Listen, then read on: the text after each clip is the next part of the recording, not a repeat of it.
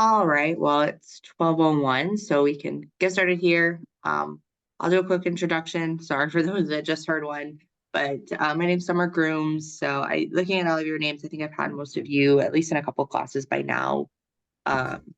So yeah, a little bit about me. I've been at Jackson now for a couple of years. I just started full-time in October.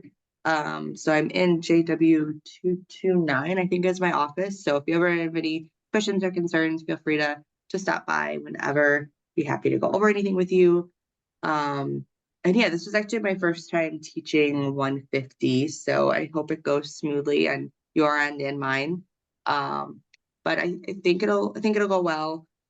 This class is a little bit unique in the sense that there is a in-person requirement. Technically, it's not mandatory because I have an online component for those who either can't make the time or live too far away from Jackson and don't want to drive. So I'll talk through that today, but essentially this course is on residential wiring. So it's kind of like the first course in a 3-part series, just because this course we're gonna solely focus on the residential aspects of wiring. I believe there is ELT, it says ELT 150, but there's also I just had it up, but there's one that talks about commercial wiring and then one that talks about industrial wiring. So that 151 is commercial and 152 is industrial. So you probably have to take those as well. But I would say this is probably one of the more interesting ones in the 3-part series, just because residential wiring is applicable to everyone, regardless of what area you go into. I would say that it seems like electricians oftentimes either focus on one of the 3. Like you have electricians working in residential houses, installing systems in houses, installing generators, things like that, new builds. Then you have a lot of electricians working in the industrial facilities. So like, for example, like a lot of manufacturing plants will have 1 or 2 electricians that work at the plant that are working on wiring like the machines and fixing and troubleshooting the machines and electrical problems. Likewise, same for commercial. I'd say commercial and residential sometimes goes hand in hand, but yeah, and a lot of the big reason for that too is because of like the code book, right? And like requirements. There's a lot of requirements, especially when it comes to residential.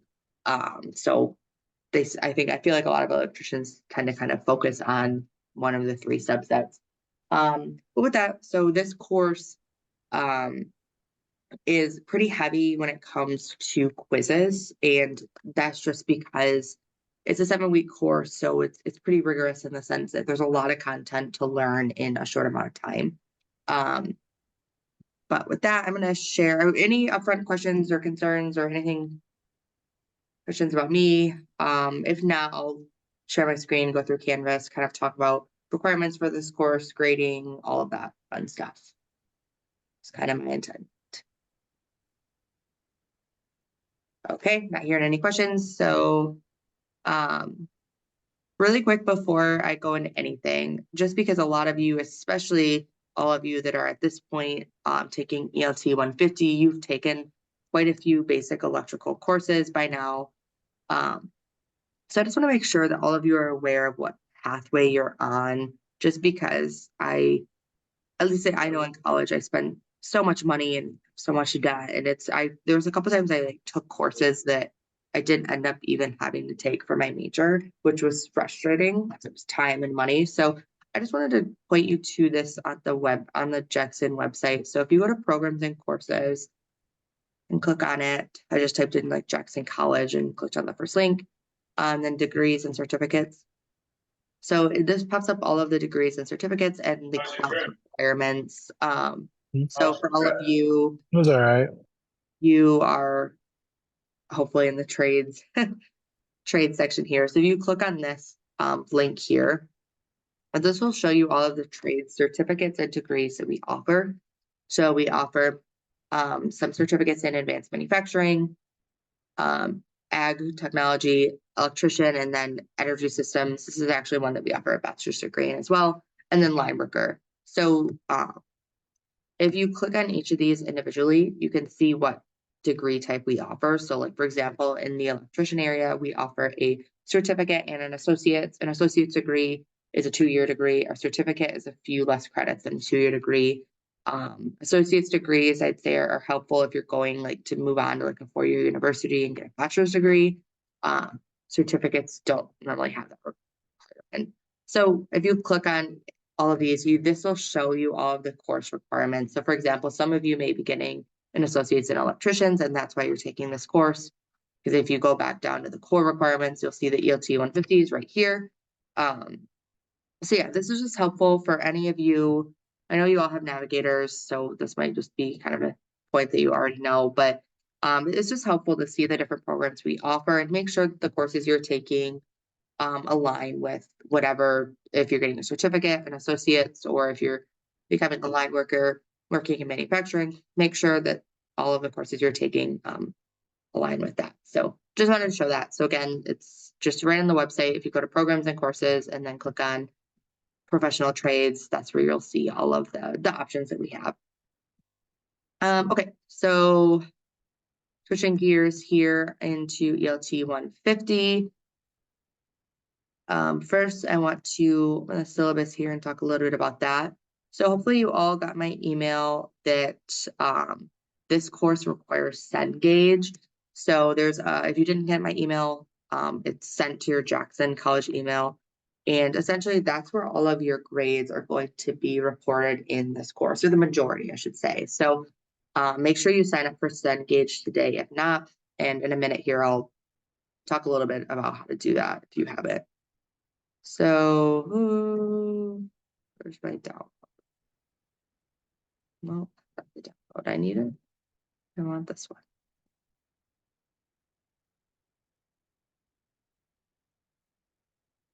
Okay, well, maybe it won't download, so I'll have to share it like this. Sorry, I cracked my laptop. I think it's making a pretty intimidating noise, so I think I might have messed some things up.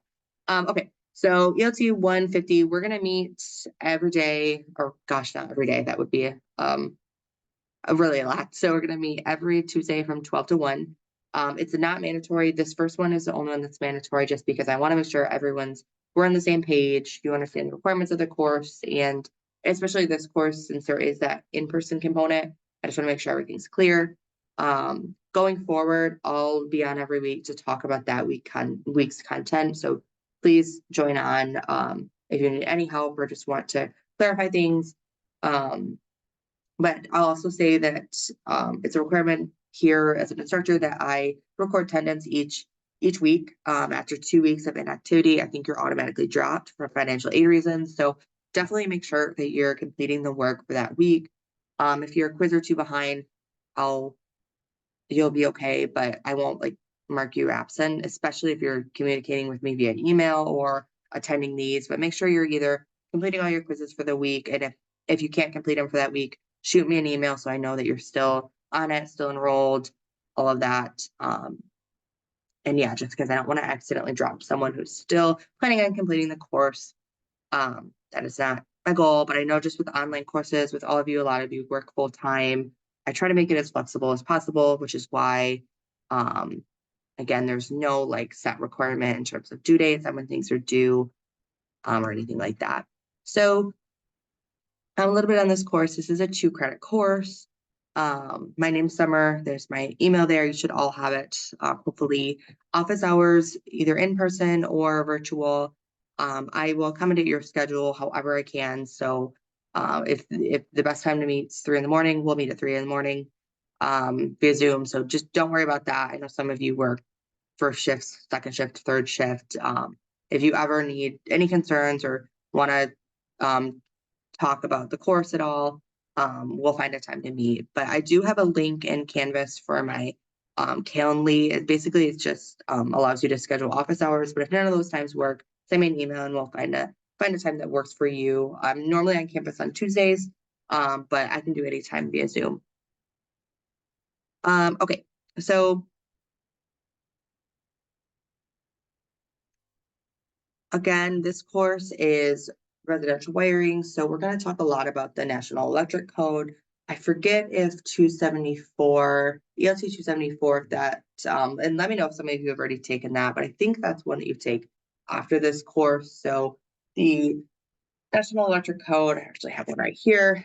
This is what the cover looks like. So this is, if none of you have this is a good book to get, because if you're going to become electricians, you'll need a copy anyways, and you'll need it for $274 if you have it. And it's helpful for this course as well. So essentially in the National Electric Code, this is essentially the rule book for electricians, right? So residential, industrial, commercial, all types of residential, all types of wiring. This is a rule book that kind of talks about requirements. So it's definitely important to get and understand, and I'm going to reference it a lot throughout this course, because especially as we're wiring in houses, there's a lot of rules you have to follow, especially when it comes to safety of both you and of the residents that are going to be living in that house. So yeah, we'll reference this book a lot, so it might be helpful to get. And there are a couple of requirements of textbooks for this course. The best way to get it is through Cengage. You have to pay for that anyways. And I don't really know too much on how that BiblioU works, but if you're part of that, I think it's something where you pay for it and then you get like all the books for your semester. This should cover through that. So you'll probably have to reach out to the bookstore if you're through BiblioU. The other important thing to get for this book or for this course is Ugly's electrical references. It's linked in here, right here, but it's a requirement for this course, but it's not a huge concern. I think it's probably more applicable for 274. So if you don't get it for this course, it's okay. Well, you'll still be able to do everything just fine. And then, so you see that there's that component, the wiring book. This electrical wiring residential, this is the one that's in Cengage. So when you pay and enroll in Cengage, you'll get access to the digital book. And then the third thing in here is that code book. That's what I just had up.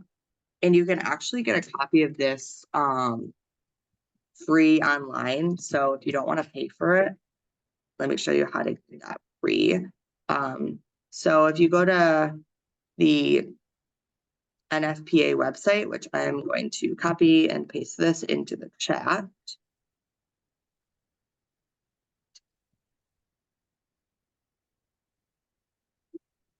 The chat now, and then type in National Electric code.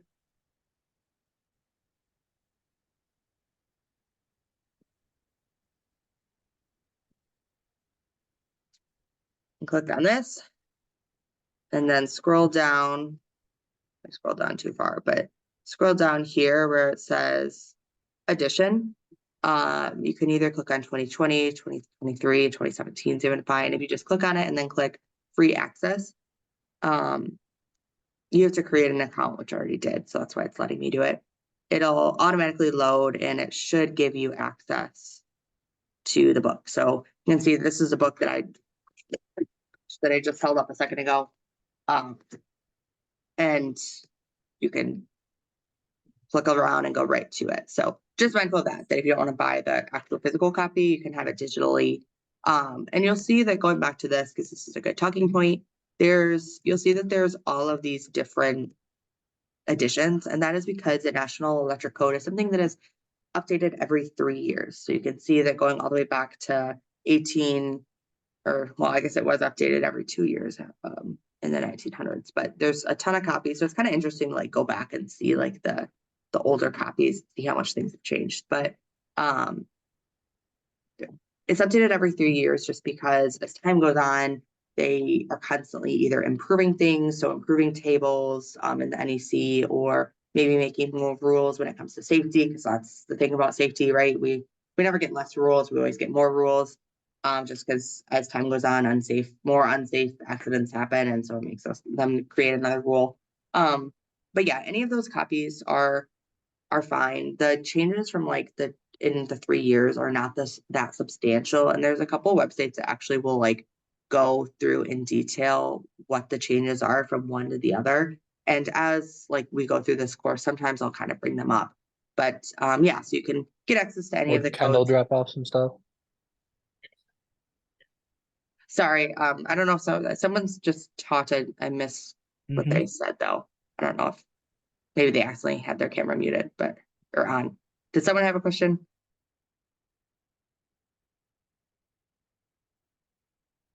I'm gonna assume no one had a question, it was an accident, but if you had a question I didn't hear yet, feel free to ask again.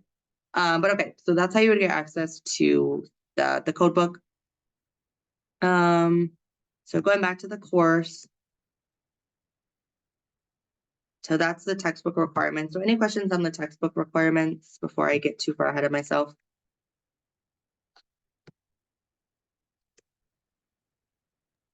I Yeah. think just to clarify, Yeah, you were saying the uglies electrical reference, that's not necessarily something we're going to use a lot, but might be good to have. Is that what you said for exactly. that? Yeah, that's exactly it. It basically just has a lot of like the equations that you would use. So it's helpful for like an electrician. And I want to say like when you take your like licensing exams, you can use it, but don't quote me on that. But yeah, you don't really need it for this course, I'd say. But you for sure Okay. need that wiring residential book, but you have to buy that through Cengage because you have to have Cengage for this course to do the quizzes. So that's really the only main component you have to buy is the Cengage portion, just because the book you can get, the NEC, like the code book, you can get digitally, which I just showed you. So,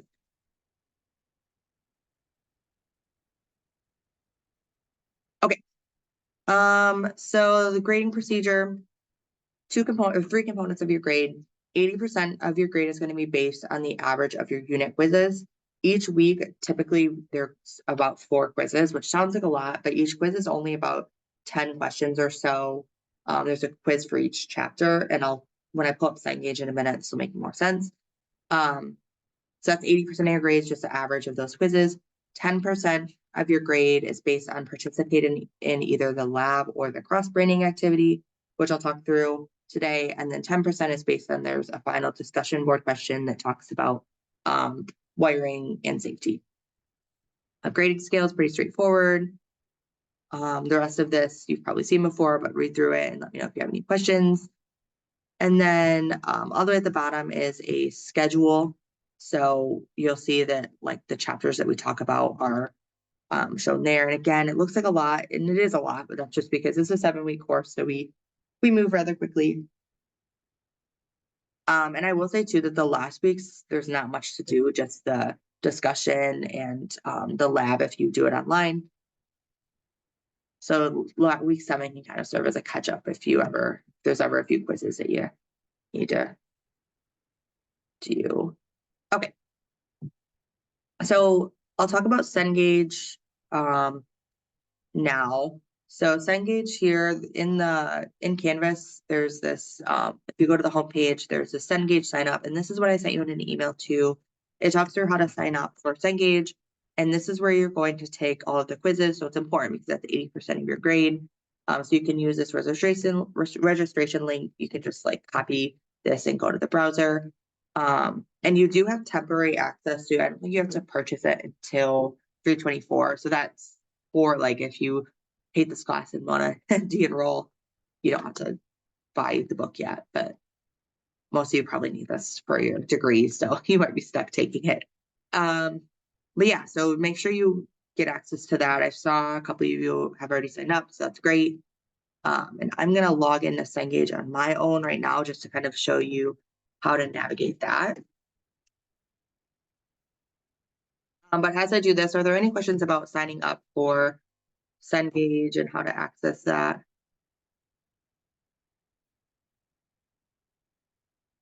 I don't know if any of you did it already and if any of you had any problems doing it, you know? Just to be clear, I've gotten into it, but that's all on a temporary program at the moment. So it will have us sign up for a paid program after the 24th or after the temporary period. Yes, it should have you sign up. And I think I think like it basically will just stop access that date and then it'll require you to like pay for it then. Okay. But there's Got probably it. a way to pay for it now, like if you'd rather just not have to worry about it. Um, but I don't know. I'm surprised it didn't give you that option when uh, but yeah, it'll that day at the very latest, you can buy it. Yeah, it actually, I just opened the site and it's saying right now, so I don't know, is there a chance that I already got it paid through the school? Is that Yep, there what is. happens Yeah. to some So if you had the people? Biblio U, I think Okay, it okay, that's automatically. what had me, Okay, well, perfect. That's yeah, even because better. I So I have hope it that's saying the I'm, case. Sorry, what did you say? yeah. Sorry, cut off for a minute. Sorry, it says I have access through May 17th for the purchased course. So Oh, I good. guess I'm, Okay, yep. So you'll be good then. So hopefully that's the case for all of you. Maybe none of you have to buy it. That's even better. Fingers crossed. Because I hate having to make students buy a textbook. We have enough to pay for. So maybe you'll have access, but don't buy it unless look at that date it gives you.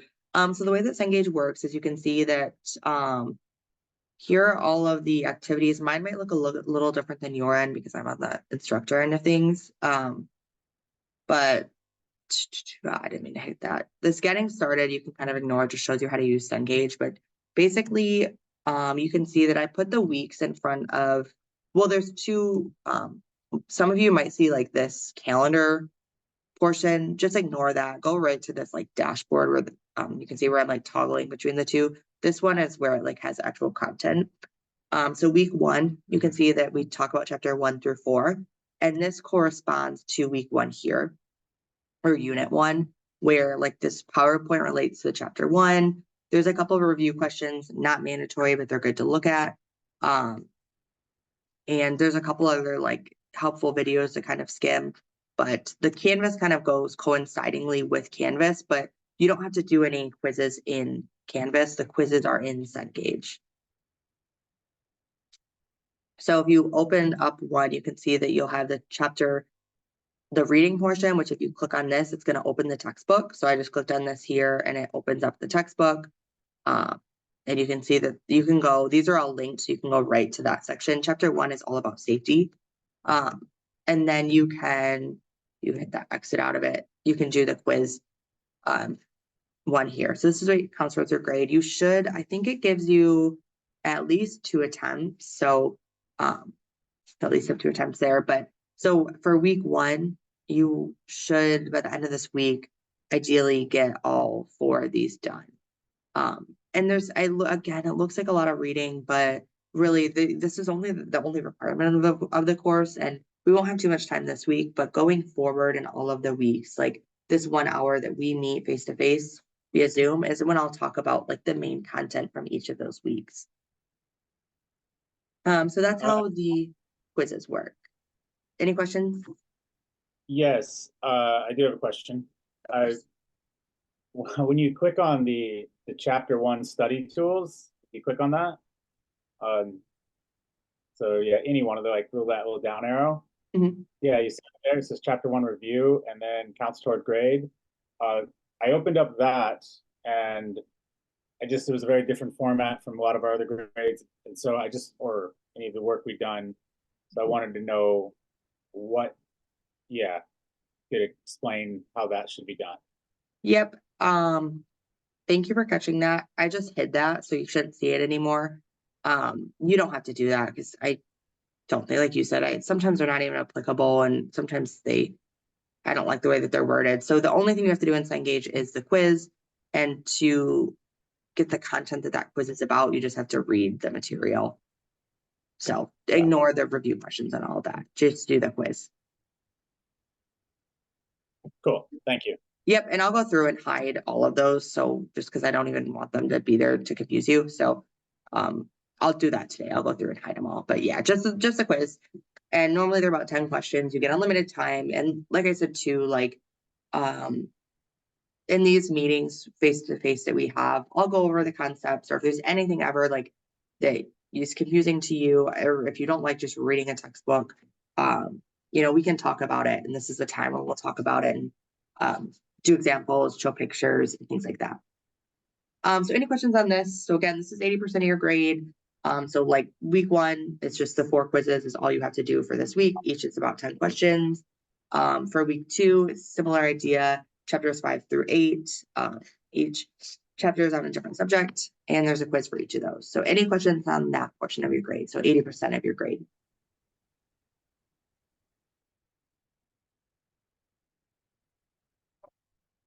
All right, so not hearing anything, that's great. So hopefully that's pretty straightforward. Hopefully you can sign up for Cengage today if you're not already enrolled. Now, the other aspect of your grades are that 10% is your final discussion board question. So if you scroll down to Unit 7 here, you'll see that there's this discussion board 7 here. It's due May 1st, so towards the end of the semester. And essentially there's two parts. Part one, I just want you to give an example of something you learned throughout the course that regards residential wiring systems and explain how safety comes into play for that system. And you can go as specific as you want, like, and talk about wiring and outlet, or just talk about broad, like designing an electrical system in a home. So you can either go specific or broad. And then, so that's the first part. And then the second part, you just have to give an example of PPE or safety training you might have based on someone else's answer. So you kind of need to do part two after you see a couple other folks like submit their answer, so you can read it and answer it. And the idea for here is just because, or the idea for this question, I'll grade it pretty loosely. It's just, again, safety is the main fuel behind the NEC code book, and it's important to understand. So just that's that requirement. It's pretty straightforward.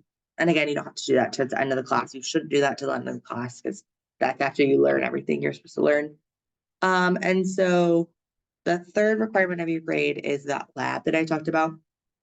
So since this is residential wiring, obviously this is like a theory wiring. And what I mean by that is, like, you don't learn all of the hands-on stuff that you need to learn to go wire a house, right? We don't, like, that's not the point of this class. It's kind of like an introduction to residential wiring. That's what you learn when you go to, your apprenticeships and all of that, to become a licensed electrician. But with that in mind, I think it's important to understand the basics of wiring when it comes to the hands-on wiring, because that's the part that matters, right? So there's going to be one lab. There's 2 days that you can do the lab, just because to accommodate your schedule a little bit more.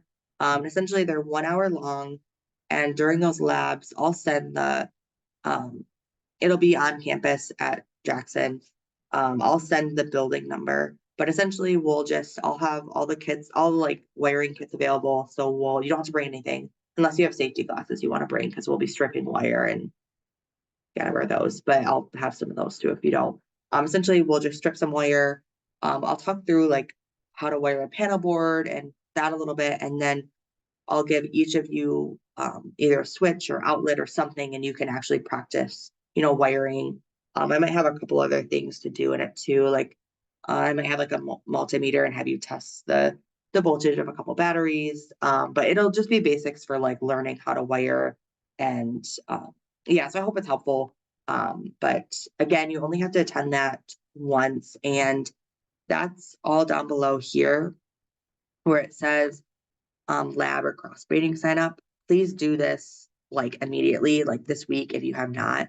Essentially, if you click on this, it's a quiz that you won't get graded for, but you just have to put what session you want to attend. So you can just type in yes here, and then you can see here that these are the lab times. So they're going to be on Tuesdays, 2:30 to 3:30, either April 16th or April 23rd. So these are the in-person labs. I'll send the invite in a minute for at the end of class today on like the locations of those. So you either have to attend one of those labs, or if you don't want to attend the lab, or if it doesn't fit with your schedule, you can complete a virtual activity here. So those are the 3 options. You have to do one of those. And the virtual activity is what I'll talk about in a minute here, but just going to pause again. Any questions about this requirement? So this lab portion. So again, you're either going to attend one of the 2 labs or attend this virtual cross braining, which I'll talk about in a minute.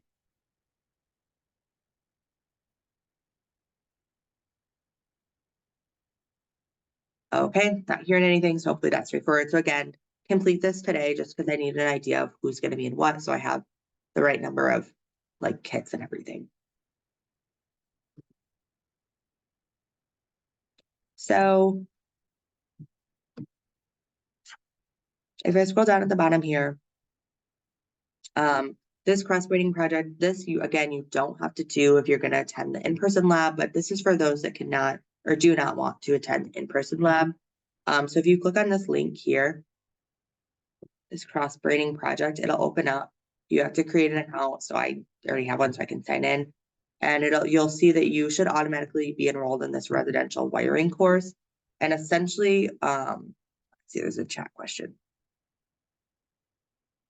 And yeah, I don't know who just put it in the chat, but feel free if you have to log off, it's okay. I have this recorded, so you can watch the recording. But the way this will work is essentially there's like 4 parts of it, and you have to upload a video for each part. So you can see here, and it'll look like this on your end too, or at least it should.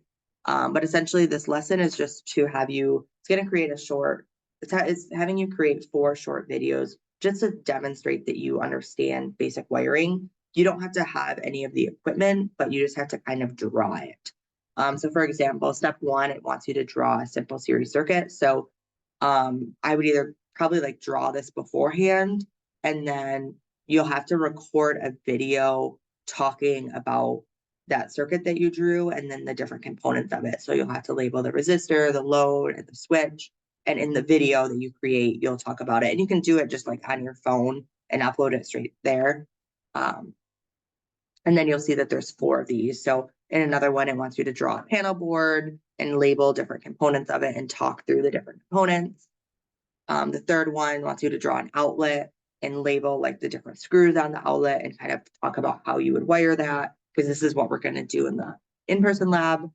And then the 4th one wants you to talk about what happens, like the flow of electricity, if you were to plug something into the outlet that you drew. So, and then at the end, it's kind of cool because it'll combine, it'll automatically combine all those videos together. And it's kind of nice to have that, because like if you ever want to like show a future employer like your skills and your competencies and understanding basic wiring, you can have this kind of as your part of your portfolio.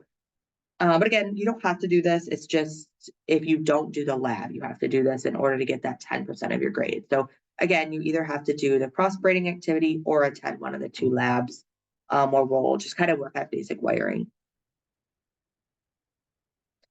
But with that was pretty much it for the bulk of like understanding the course and how it works. Since we have time, I'll probably talk a little bit about week 1. And next week we'll have the whole hour. So I'll talk about chapters 5 through 8. But yeah, so before I switch gears and talk about like the concepts from this week, are there any questions or concerns about your grade or anything at all for how this course is going to work?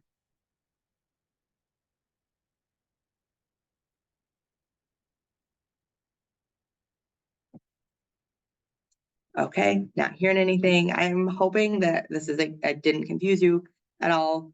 I hope I explained things clearly, but if not, please feel free to send me an email.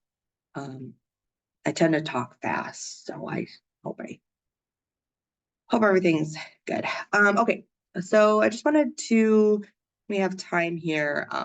As each week goes on, I'll probably just pull these PowerPoints and talk through things, because these PowerPoints relate directly to the chapter 1 quiz, and I'll try to highlight like the main points, especially the points that the quiz talks about in these videos. But I will note that some of these like the PowerPoints don't always cover everything on the quiz, so make sure that like you read the book as well. And I highly encourage you to have the book open while you're taking the quiz. That's fine with me. I've never understood sometimes when instructors like I guess I just like open book exams, because I think, in most cases, especially in like a course like wiring or working in trades, you always have access to resources. It's just knowing how to apply those resources, right? So you're fully okay to have the book open, and you should be able to have the book open, like just have like 2 separate tabs for like the book and then the quiz. Because the main idea is being able to find the answer in the book, right? So that's fine with me. The main thing is, I just want you to get the competencies that you're supposed to get from this class, get the skills you're supposed to get. And part of that is using the resources that you have handy. So,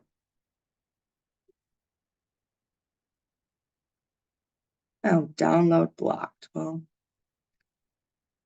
let me know if it says that for you. Hopefully it allows you to download it, but we'll see if not. Okay, so I'm probably gonna skip kind of through some of these, and I'll save some time at the end too, just in case there's any more questions. But basically, chapter 1 is all about safety. So it talks a lot about just like the common sense safety. Some of it's, I guess, not always common sense, so that's why it's chapter 1. Um, and yeah, so it talks a little bit at the beginning here about the National Electric Code.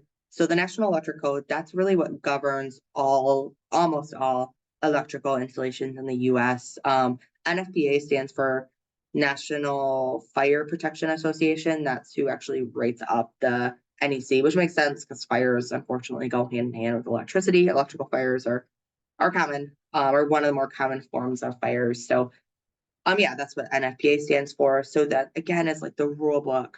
It codifies everything. The reason for the NEC is because, it standardizes everything, because that's important, because like when building houses, especially nowadays, there needs to be a proper standard on how to do things, and for safety. So that's really what the code book outlines. So like there's, if like you look at this code book, like for example, there's a whole article or section that just talks about the overcurrent protection, and that whole entire section talks about requirements and everything just when it comes to overcurrent protection. And likewise, I mean, there's sections for just there's on one article in particular that I would recommend all of you skim is Article 300. That one in particular talks about wiring methods and materials. So that's obviously important for this course. The other one that is helpful to kind of skim is Article 310. And that talks about just general wiring. So those are good parts of the code. And when you do, or when you come up to the lab, I'll try to reference some areas of those code or some common like requirements in those sections of the code.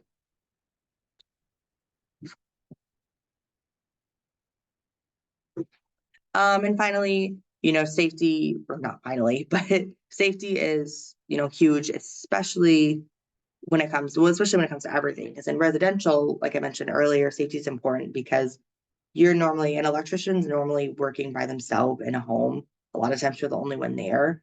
So safety really comes into play there. The other reason that I think a lot of the safety concerns, like when working in residential homes, is because when working on a panel board, it should always be off, right? Like when working on in a panel. But a lot of times when you have that off, what that means is it's dark, right? Because there's no energy if you have that panel board off. So that's a big safety violation that a lot of electricians do, is they work on a house when the electricity is hot and running, and it's because they want the light to be able to see, right? Because if they turn it off, all of a sudden it's pitch black. So with that in mind, like one of the critical pieces of PPE as an electrician is having lights and lamps that don't rely on the electricity in that house. So you can turn that panel board off, because that is important. So just want to bring that up, because like in terms of like real world situations, that happens a lot.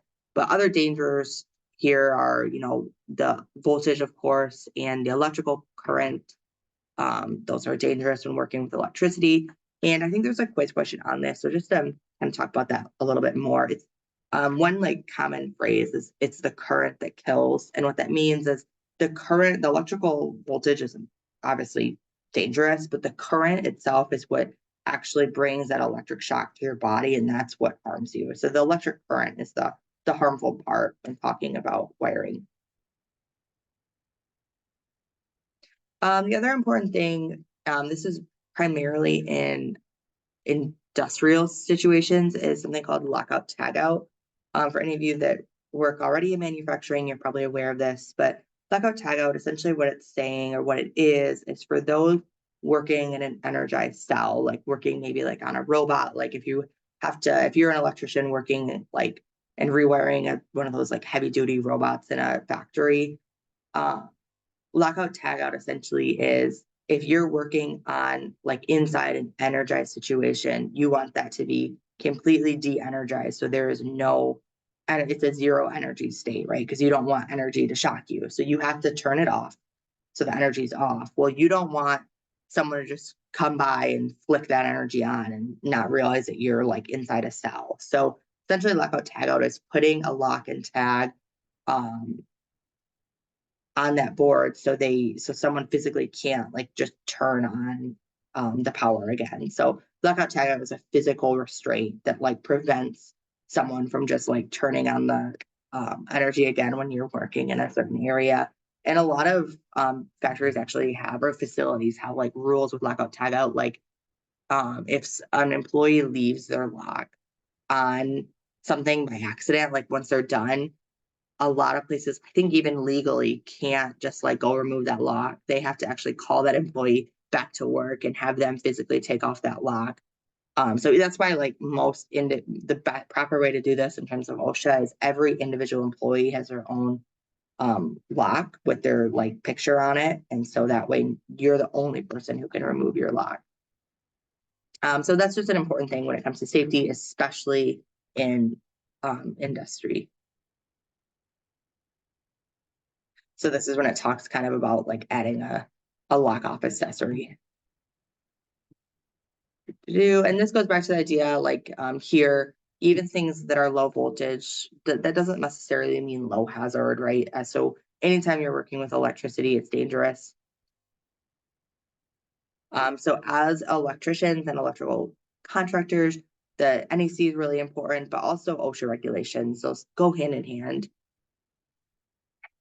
There's a lot of PPE that is important to wear. So rubber gloves, insulating shoes and boots, face shields, safety glasses. We'll have to wear those when we are in the lab because of the concern with, like stripping a wire and those little pieces flinging off. So it's a requirement that you're properly trained on PPE.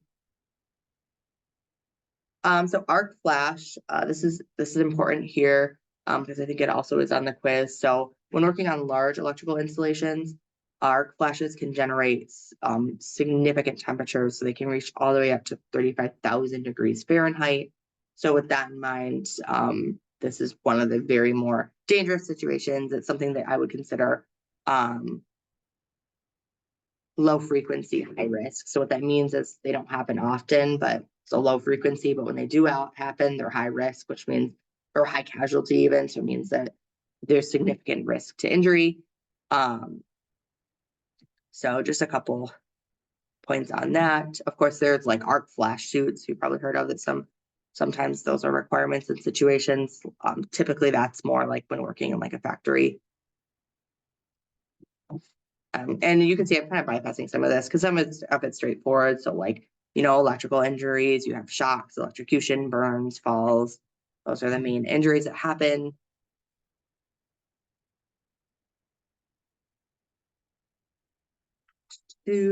Also, it's important to note, like, as once you become licensed electricians, safety training is a priority, but it's also a requirement.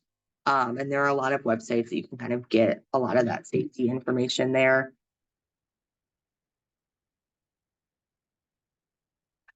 Also important to note that licensing is required and also permits. So in order like to make a new build, you have to have a licensed electrician and you've got to have the proper permits in place. Most communities will require electrical permits before you do any work on a house. We already talked about the National Electric Code. Again, the main ideas are just standardizing everything. I also talked about how the NEC is updated every 3 years. So that's all this is talking about.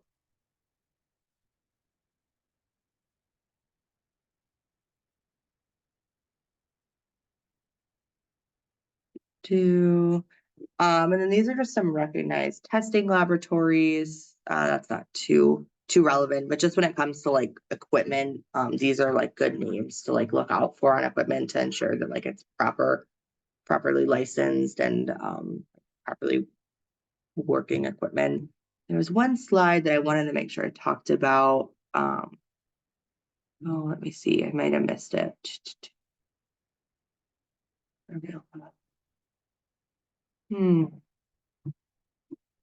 Well, if I don't find it, I guess I can say it, but OSHA this is what I was looking for. So one thing that's interesting about OSHA is they themselves, you are yourself responsible for safety, but OSHA is always on the employee's side, right? So like if there's ever an employer that isn't following safe protocol, you as an employee have a right to call OSHA and put a complaint in. And OSHA can do unannounced visits anywhere, whenever they want. And the reason for that is to kind of keep businesses on their toes and make sure that they're always following NEC guidelines and OSHA guidelines completely. And OSHA can impose significant fines for non-compliance. So that's kind of the deterrent from not maintaining safe environments. So for like any of you that are line workers or are going to become licensed electricians, it's your safety is a priority for yourself, but also for your employee or for your employer, both from obviously keeping you safe, but also like if they don't have everything correct, like if they like if it's not in compliance, if they don't give you the proper safety training, if they don't give you the proper PPE, if they have you do things that are not in accordance with OSHA or the NEC, OSHA can and will impose large fines. I don't think necessarily for that individual employee, but for the employer as a whole.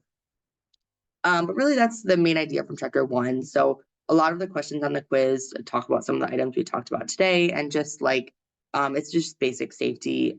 So it talks about like the PPE and some of OSHA's requirements. So like I said, you have 2 attempts. You can always take 1 attempt, kind of see what you got wrong, and then kind of work backwards. So that's what I would recommend.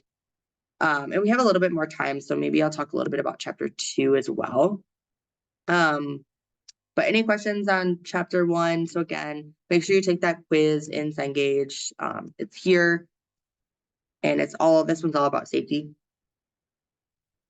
So chapter 2, we're probably not gonna have time to talk about 3 and 4, but chapter 2 is also an important one, and it's just a basic overview in terms of what electrical plans and specifications are. And then chapter 2 in specifics talks about outlets. So there are a couple elements I just wanted to briefly touch on that are important here.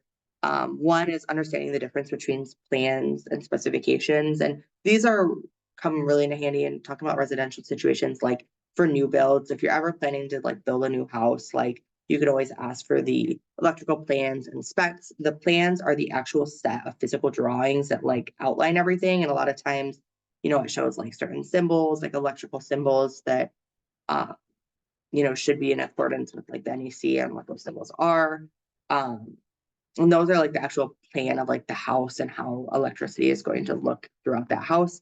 The specifications are like the specific, like rules and I guess like information on like various items in that system. So like you might have like specifications that talk specifically about like lighting fixtures or things like that.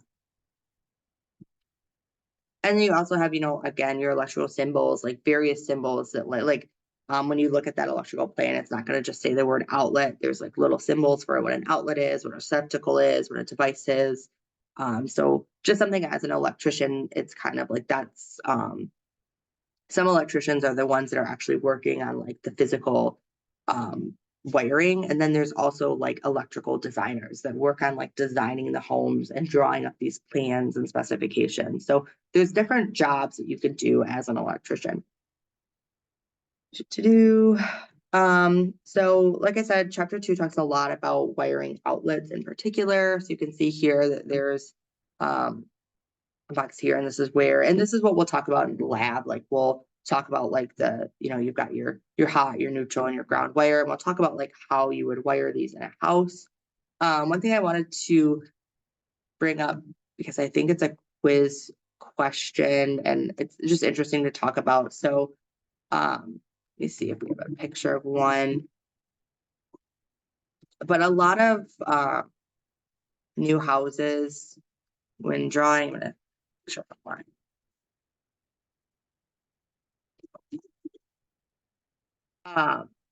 To do, I don't know if I'll be perfect. So like if you ever have gone into like a house where they're like in the process of building electricity or building a house from like the ground up, you'll see that most of the time the boxes are like these blue plastic boxes. So there's also metal ones, but this is just an example of like over time, sometimes quality gets worse just because it's cheaper. So a lot of times you won't typically see like metal boxes anymore. You'll see like these blue plastic ones.